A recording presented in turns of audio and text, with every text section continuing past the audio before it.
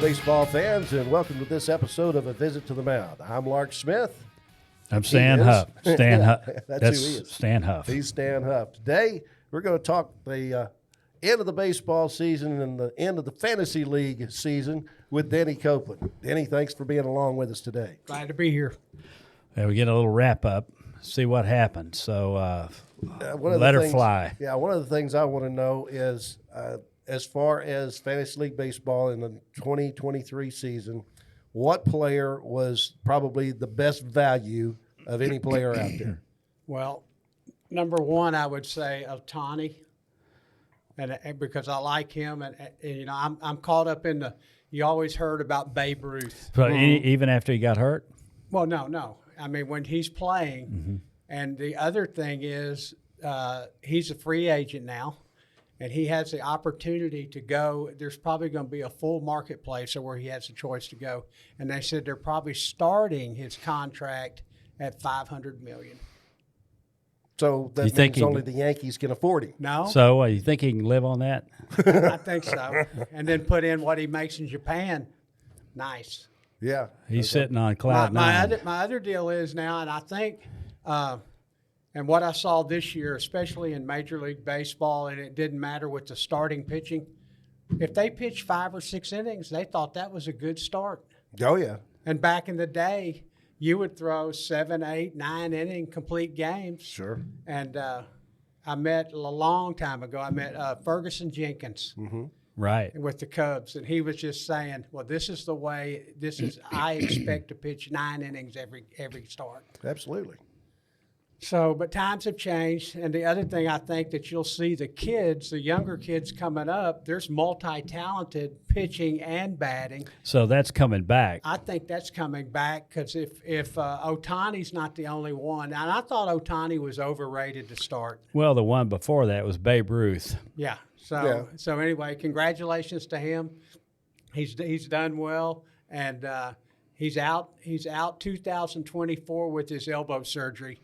But he's going to be a full-time DH, and I think he'll do just fine. I assume he will too. He's pretty good talent. He's got value because he's a two-way player. Well, and I think I think there's a bunch of kids coming up that are capable of doing that, and I think it's the stigma of what Major League Baseball has. You know, you're only a pitcher, you're only a hitter. That's going away. And that's going away. It's like a switch hitter. But does that make sense with both leagues now having the designated hitter? I mean, back when Jason Jennings comes through Baylor, he's a great hitter as well as a great pitcher. He goes to Colorado as a pitcher. I think I can answer that. And hits very well as a pitcher. So you don't have to pay 2 players. You pay 1 player for 2 jobs. So that's part of the economy. But back to Lark's original question, other than Ohtani, just because of the combination, I would go with Ronald Acuna. Oh, yeah. With Atlanta. And he had you should have already had those glasses on.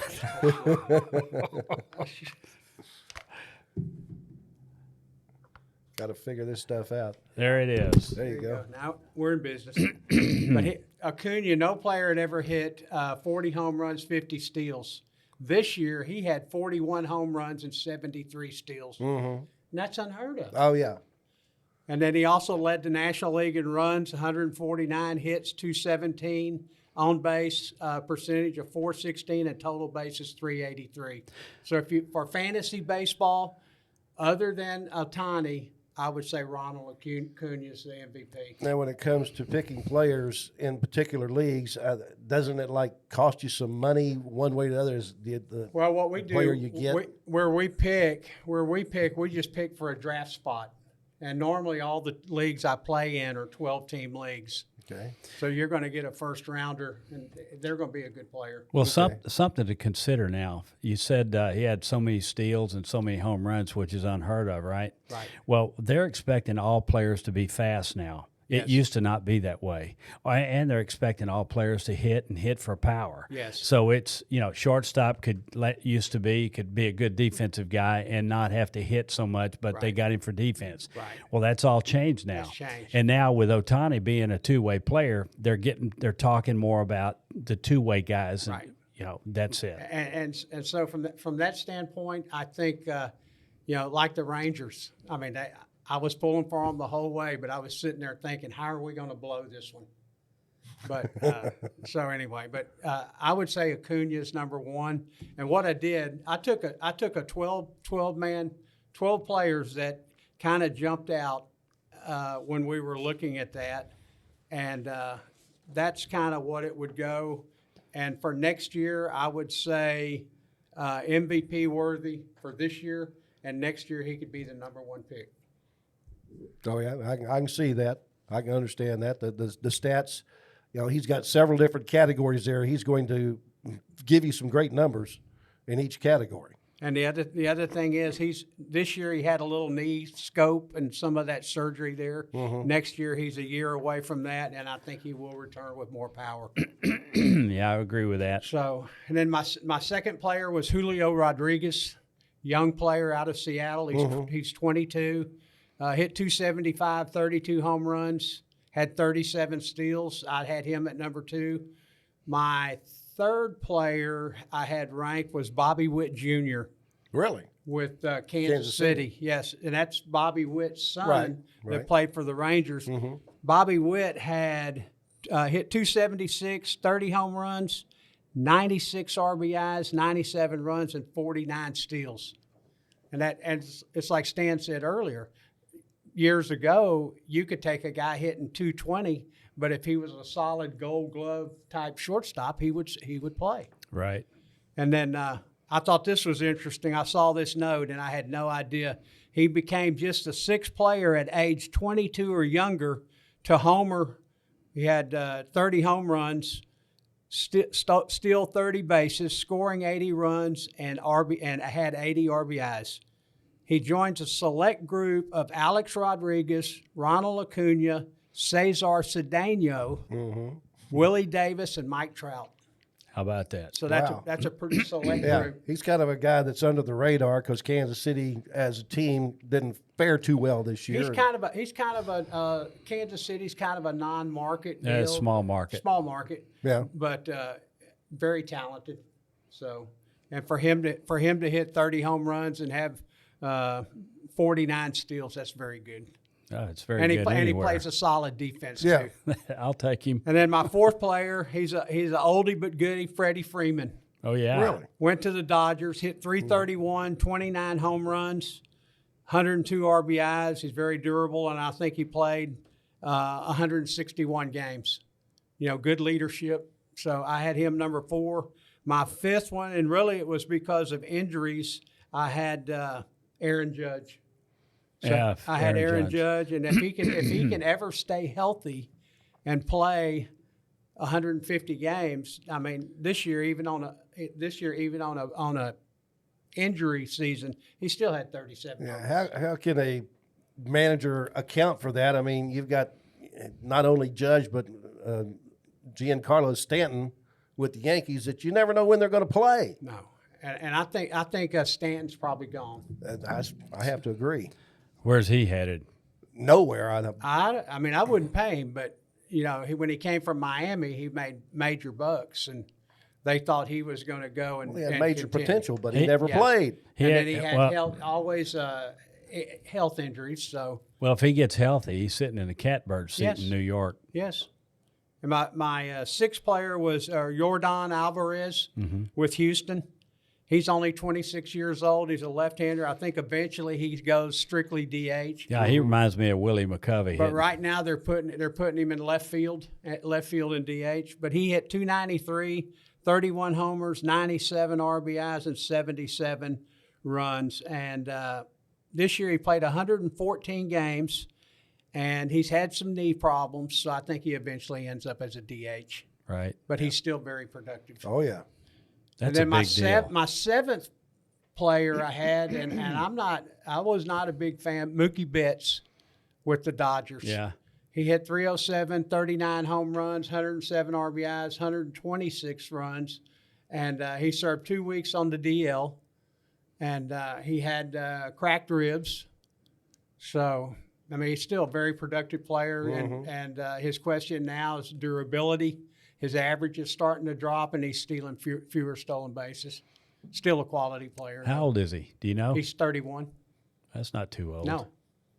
Then my 8th pick was this was my first round pick this year was Bo Bichette with Toronto. Toronto, yeah. And he had some minor injuries, but he had 306, 20 home runs, 73 RBIs, 69 runs scored, and 5 stolen bases.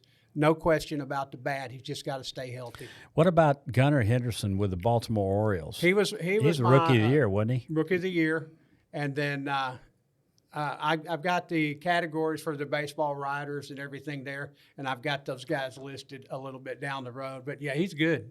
I mean, he started out. He did a little rotation started at third base, and then he played a little bit of shortstop. The kid for Colin for the Diamondbacks, the leader. Carter. Yeah. Corbin. No. Corbin Carroll. Corbin Carroll. That's it. And both of them, both players were unanimous Rookie of the Year picks. Were they? Yeah. Yes. And that's only happened 4 or 5 times. So that's pretty impressive. Well, they had good years and deserve it. And Yeah, I thought Carroll, I thought some of that was overrated, but when I saw him play in the playoffs and play in the World Series, he's a player. Yeah, He is. absolutely. So, and then my 9th player, and this is kind of just one of my preferences, Kyle Tucker with the Astros. What about Altuve? I was a little scared off on Altuve, but how he played after he came back, player. Yeah. And he's 34 years old, so he still has some opportunity to go in there and Well, here's a guy that hit for power, is a small guy, hit for power, runs well, knows how to run the bases, Yes. and played excellent defense. Yes. I would want him on my team every day. and leadership with Right. how he does, and in the clubhouse and everything there, and everybody. I mean, it just seems like everybody relates to him. Between him and Alex Bregman, Bregman, third the kid baseman. at third base. Man, those are players. I understand he's probably on his way somewhere else as well. Well, when you start talking that kind of money, and you're chasing the money. Yeah, I got you. So I noticed that the players that you're mentioning here are all defensive players, they're not pitchers. Right. So what's your criteria on pitchers? Well, I think now, because what I mentioned earlier is that the starting pitchers, and when we go over the Cy Young Award, there were some pitchers that had good seasons. But to me, to be able to go get your offense built up, go on there, and then about maybe your 4th, 5th, 6th round picks, then start looking at some of your starters. Have they picked the Cy Young in either league? Not yet. The Cy Young Award is tonight, November 15th at 6 o'clock. Okay. But Any ideas who you think might get it? well, on the American League, I thought Garrett Cole. He's a 2-time runner-up, and he pitched for the Astros And he pitched for the Yankees and now. pitched for the Yankees now. He led the AL in ERA, innings pitched, opponent batting average, and in his final month of pitching, he had 4 earned runs in his final 5 starts. Well, that's finishing strong, so I would That's say strong. he's got a real good shot at it So my vote would be Garrett Cole. Yeah. for the American League. And in the National League, Aaron Nola, I had Zach Gallen, the kid that we watched Oh, with Gallen? Arizona. Yeah. what And- about Wheeler too over Well, at but- Philadelphia? He had a little health issues, Okay, and he missed some. My top 3 that the writers had, the baseball writers had, was Zach Gallen, Blake Snell, and Logan Webb with the Giants. the Gallons, the guy. Back to the National League in the Cy Young, my pick was Zach Gallen. Right. And he was top 3 in almost everything in starters. He had 34 starts, 17 wins, 210 innings pitched, 220 strikeouts, and he had a scoreless streak of 44 1/3 innings pitched, 7th longest in the Major League Yeah, that's history. up there with He had a good Drysdale, pitching those guys. coach, and Brent Strom too. Yeah. So I'd pick him. That would be my pick. So he my- pitched well against the Rangers. I didn't know his name because I was watching the Rangers, but when I watch a kid in the playoffs, he's a player. Yeah, he is. Absolutely. And then the second one was Blake Snell with San Diego, the Padre ace, and he had a league low of 2.25 ERA, best in the majors. His 12 scoreless starts tied for the most by a qualified starting pitcher in the divisional ERA since 1969. So that's a pretty good season. Boy, Absolutely. it is. And then the third one, Logan Webb with the Giants. Durability, very healthy. And he had 216 innings pitched, 33 starts, and just the Giants didn't have the offense that Arizona and some of the others had. So Well, the Padres started off good, but they wilted about the middle of the season. yeah, and the Padre owner just passed away. So Oh no.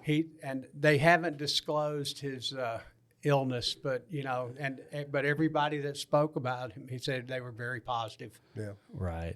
So You mentioned Freddie Freeman a little while ago. Now, I believe part of the trade that got him to the Dodgers was Greg Olson going to the Braves, and he had a great year at first base. he did, and he hit. I think he went to. At one time, he was up in the high 40s for home runs. Mm-hmm. So Right. and he, back when he played and everything there, it's just he just had a good year. But they were talking about what I thought was interesting. They've already got some standings projections where they said for next year, Atlanta was number 1. Mm-hmm. The Rangers are number 2, which that doesn't sound right sometimes, but congratulations to them. Yes. Dodgers are 3rd, Phillies are 4th, Astros are 5th, and Baltimore 6th. Yeah. So if you'd have bet on the Rangers at the start of last year, before they were plus 5,000, they were Wow. the worst odds for winning the World Series. Can you And imagine how much money you'd make I on a would $100 have bet? agreed. I mean, I thought they were good, and I was hoping. I liked Bochy as a manager, Oh, absolutely. but I didn't ever think he would be able to Turn that bunch turn around. it around. Yeah. And the other guy that I like, he retired this year. I still like Dusty Baker. Oh, Dusty, yeah. He's just old school baseball, and you can see those players. It's just they draw to him. Oh yeah. Well, the same thing with Bruce Bochy. Yes. I mean, he's a quiet guy, and it looks like he never really blows up, and that quiet leadership has a lot. Quiet leadership, and the only thing that I wanted to mention, Odalis Garcia. Uh-huh. This is how the game's changed. When you hit a home run and it's out, and you stand there and watch it, and then you go about a third of the way down and you pop your bat down. Back in the day, you can plan on the next time up you're going to get it. I read a quote from Mickey Mantle one time. He said, "When I hit a home run, I put my head down and run. I felt like it was respect to the pitcher that threw the ball." Yes. And obviously you don't want to kick a sleeping dog either, but it's like beat a sleeping dog Beat now. a sleeping dog. So I think eventually pitchers are going to start pitching inside more effectively next year. But Garcia, excellent player. Oh, yeah. Oh yeah, you got to give him credit. He was mean, excited. Side still. When you take Garcia and Simeon, and who's our shortstop? Seager. And then you got the kid Carter coming Carter, up. right, left field. I mean, they just all fit. And Lowe, the first baseman. Well, Josh Young at going back to the throwing the bat down and flipping it, you got to give them credit for being excited, but that's also putting down your opponent. Yes. So you got to, if they can figure out a way to show that excitement and not, put down their opponent, I think it's going to be a really good thing for baseball. Back in the day, Lark said, back in the day, you hit a home run, you put your head down, you go around the bases. Right. Seager does that. Right. And what I appreciated in the post game when they were talking about every game in the World Series, Derek Jeter was the one that went to Seager. He has that kind of respect. Right. Jeter has that kind of respect for Seager, and I'm sure the other guys do too. But it's just it's kind of that unwritten code. Right. And the game has changed quite a bit as to the way it used to be played. And Well, it's changed because for me, I think it's changed kind of for the better. But I don't like the throwing the bat either. Yeah. I mean, when I played and they did that on our side, there was going to be You were gonna a get brawl. drilled. They were going to get drilled. We just put his number on it. It was a target now, and It plays to the crowd. It's like going back into the gladiator days. Are you entertained? You know. Yeah, well, it does play the crowd, but the crowd's not on the field either. No, and they're not participating. You're right about that. Yeah, though. you watch these veteran catchers. Sometimes they're waiting for them when they get back. Oh yeah, And they're not. I mean, they're up in front of the plate. Well, you opened up another wound. These catchers catching on one knee. I mean, do you realize that Heim couldn't throw anybody out? Right. But because he had no movement back there, he wasn't quick enough. He's on his knees. He had to get up before he had to throw. Right. Now I saw that happen more. And what else I saw happen more? A man on third base hitting the shin guard and going to the dugout. Ricochet, and I saw some teams lose the game by 1 run because of that. Right. So that on that knee is lazy. Yeah. I'll go on record with that. And I know sometimes they go and they want that lower presentation and all of that. But Well, maybe they need to do a little more flexibility and stretching exercises instead of coiffing their beard and their hair. So spoken like a true old timer. My other one here, where we reality. talked about was Rookie of the Year, which Yeah. got announced Monday. Yeah. And Corbin Carroll, first player with 25 home runs and plus 50 steals. He had 54 steals. First player to ever reach these marks with double-digit triples, which pretty good. And he's fast. Yeah, he is. He's quick. And then the other two, they didn't get much consideration because a unanimous vote. But James Outman with the Dodgers, he got called up. He went 2015, and in previous years, that would have been a great season. Yeah. And then there was a kid with the Mets, Kodai Senja, came to the major leagues from Japan. He had a 298, 200 strikeouts, allowed 2 or fewer earned runs in 14 of his 16 starts. Evan Carter good. for the Rangers would be considered as a rookie next year because he didn't play that much this year. He came in first part of August? Late September, early I think August. it's amount of at bats or playing time that's a criteria. Maybe not. I don't think he's had enough yet to not be considered. But you know, the thing is with Evan Carter, for you to go in and bat third or, in the World or Series? sixth in the World Series, that's a compliment. Yeah. Boy, it is. Coming from Bruce Bochy, too. Coming from Bochy. The guy's amazing. And then the other thing is 5 teams now remain that have never won a World Series. Name them. Milwaukee Brewers started as the Seattle Pilots, but it's Milwaukee Brewers in 1969. San Diego Padres, 1969. Seattle Mariners, 1977. Colorado Rockies, 1993. Tampa Bay Rays, 1998. And we took Texas off the list, so that's a plus. Yep. So, After 50 years, they finally got. Well, Seattle was in there for a while. They were. They're up and coming. They've been Major League Farm team for about 5 years. Well, the other thing is, it always scared me when Texas went to the West Coast, and I wasn't really worried about the Angels, but when they went to Seattle, they were going to have a battle. Absolutely. Yeah. So, and the other thing I wanted to mention, and this is probably 10 days in it, free agency started on November 2nd. I see. Okay.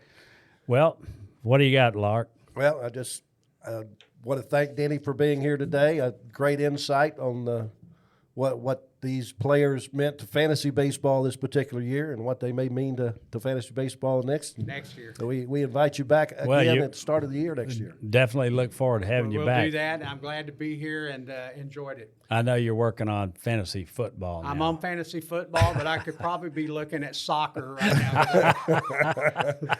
Win some, you lose some. Yeah. Right. That's our time for this episode of A Visit to the Mound. Many thanks to our guest today, Denny Copeland. If you have any questions or comments or anything you would like for us to cover, we'd be more than happy to hear from you.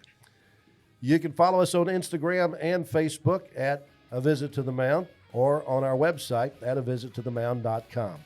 Make sure you like, subscribe, and review this podcast, and be listening the next time we take a visit to the mound.